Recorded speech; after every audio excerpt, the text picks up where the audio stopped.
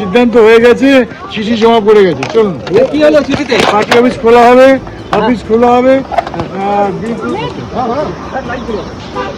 আবারও সরাসরি কথা বলবো আমাদের প্রতিনিধি বিজেন্দ্র সিং এর সঙ্গে। আমরা শুনলাম অরূপ চক্রবর্তী, তিনি বললেন সিদ্ধান্ত হয়ে গিয়েছে, চিঠিও জমা পড়ে গিয়েছে এবং সব থেকে গুরুত্বপূর্ণ বিষয় বিজেন্দ্র, তুমি যেমনটা বলছিলে যে পশ্চিমবঙ্গে এনসিপিআই এর পার্টি অফিস খোলা হবে। সেটাই সব থেকে বড় কোশ্চেন ছিল, কেন কি তারা মার্চ করলে কোন দলে মার্চ করবেন।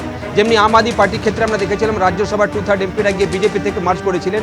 এখানে লোকসভা সাংসদের জন্য শ্রমিক ভট্টাচার্য বারবারই বলে আসছিলেন কি কোনো টিএমসির লোকসভার এমপিকে তারা বিজেপিতে জায়গা দেবেন না, তাদের জন্য দরজা বন্ধ রয়েছে। সেক্ষেত্রে তারা কি করবেন, তারা অভিষেক বন্দ্যোপাধ্যায়ের নেতৃত্ব লোকসভায় মানছিলেন না।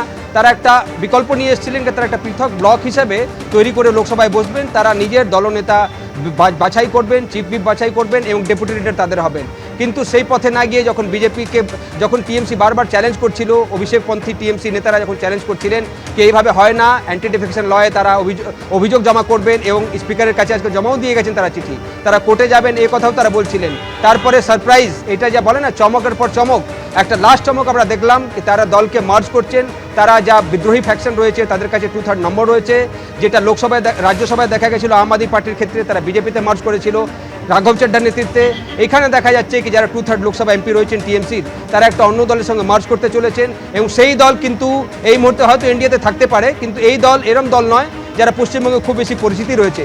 এবং যে কথাটা অরূপ চক্রবর্তী মিটিং শেষে জানিয়ে গেলেন কি তাদের সিদ্ধান্ত হয়ে গেছে, চিঠি জমা পড়ে গেছে।